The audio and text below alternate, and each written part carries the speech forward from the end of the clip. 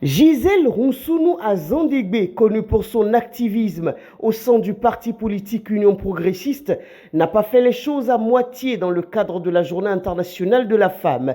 Dans la continuité de ses œuvres, elle s'est entretenue avec les femmes politiques porte-voix du Baobab dans les arrondissements d'Akromsrité pour le compte de la 20e circonscription électorale. Le principal objectif de cette rencontre qu'elle a organisée, c'est d'échanger avec les femmes de l'UP sur les nouvelles perspectives à tracer en vue des élections législatives prochaines.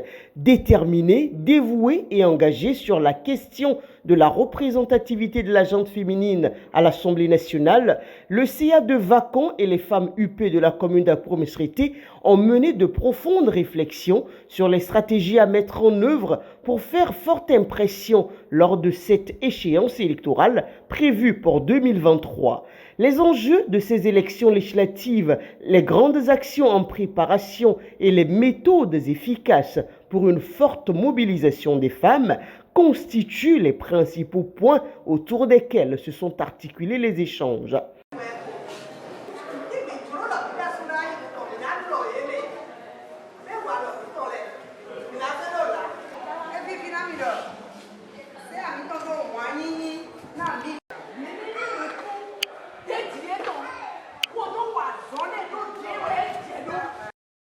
Celle que d'aucuns appellent la Dame de Fer lors de cet événement n'a eu de cesse de remercier le président de la République qui, selon elle, place la femme au cœur de ses actions.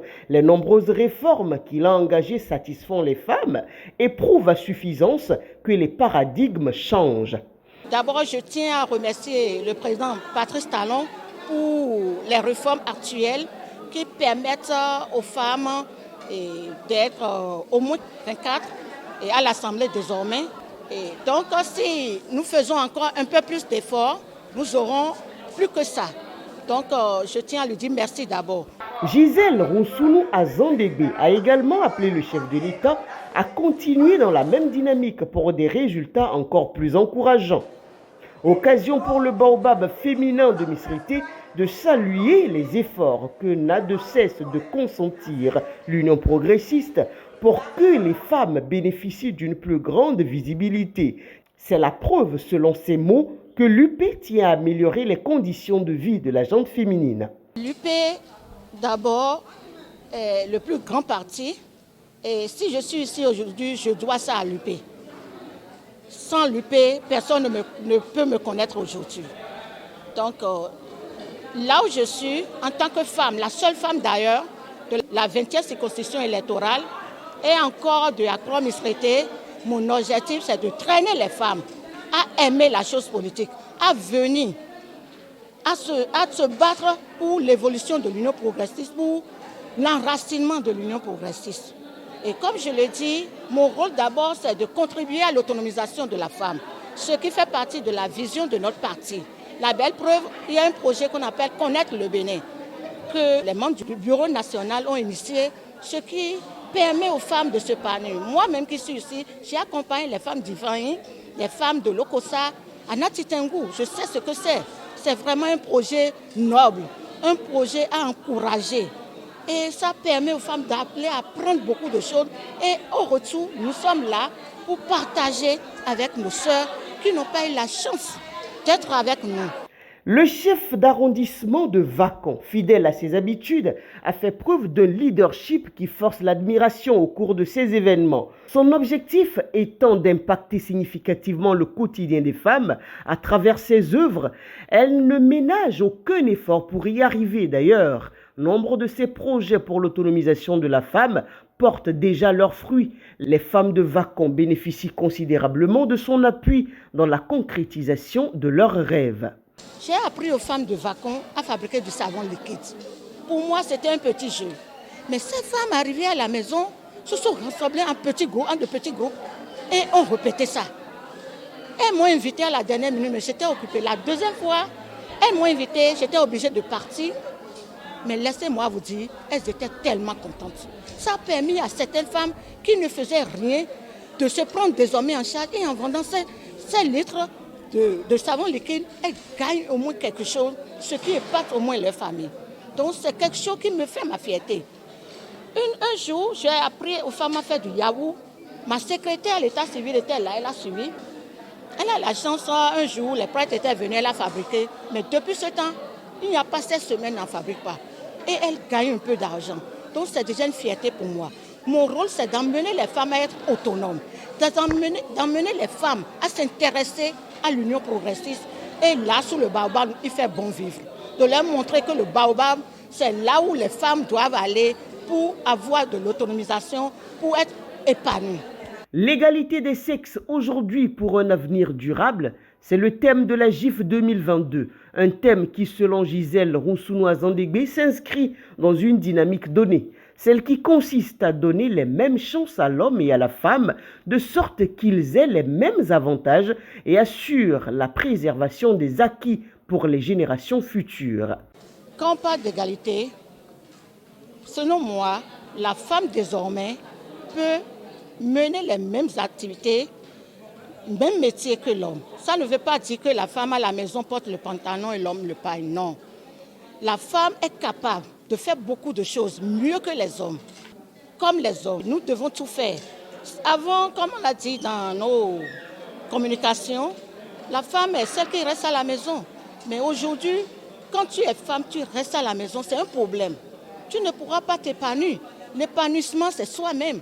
Et il faut se faire respecter. Il ne faut pas tendre la main à l'homme. Chaque fois, quand tu le fais, tu n'as pas de la valeur. Mais aujourd'hui, la femme sait qu'il faut sortir. Comme un homme, il faut aller chercher, ramener, nourrir les enfants, contribuer. Nous sommes une complémentarité des hommes.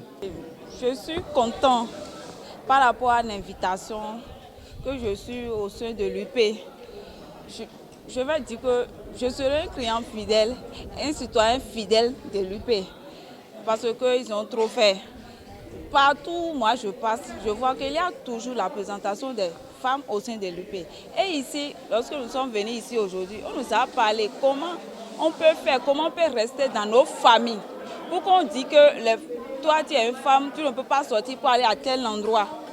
Vous voyez parce que nos maris et nos frères, nos papas disent que femme dans la politique, c'est de désordre.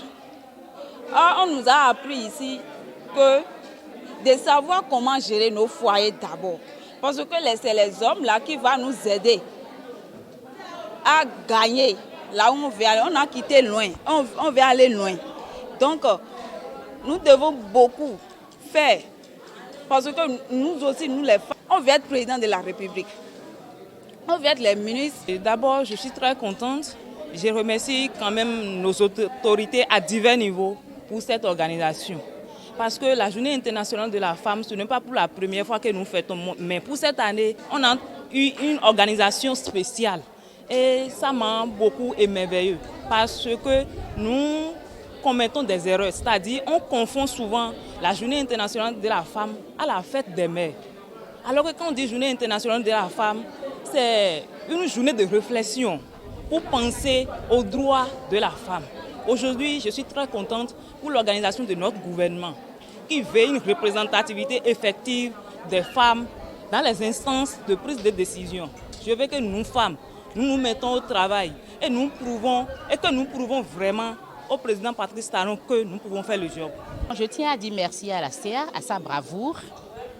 Et je dis merci à la commune de Mistrité. Je suis vraiment contente de cette journée, même si c'est en différé, parce que je constate que l'Union progressiste dont je fais partie a à cœur la femme. La femme. Il est temps, l'heure a sonné et que la femme se prenne vraiment en charge, qu'elle se considère comme un élément capital de la société. On a trop fait de se mettre derrière. Maintenant, on est prête à faire la bataille, une douce bataille avec les hommes, aux côtés des hommes. Quand on parle d'égalité, souvent, moi, je me dis, bon, est-ce qu'on a besoin de dire égalité? Égalité, oui, mais complémentarité. Nous sommes là pour compléter les hommes. Sans eux, nous ne pouvons rien. Et sans nous, ils ne peuvent rien. Donc, on se complète. On va s'aider main dans la main et faire évoluer vraiment la société. Il est clair que cet événement organisé sous la conduite de Gisèle Ronsuno Azandegbe fera date. Elle a encore prouvé qu'elle est pleinement investie dans la lutte pour l'égalité des sexes et pour l'épanouissement des femmes de tous les horizons du Bénin, celle de sa localité en particulier. Femme politique engagée, le chef de l'arrondissement de Vacon est l'incarnation même de la femme forte et déterminée en politique dans sa commune.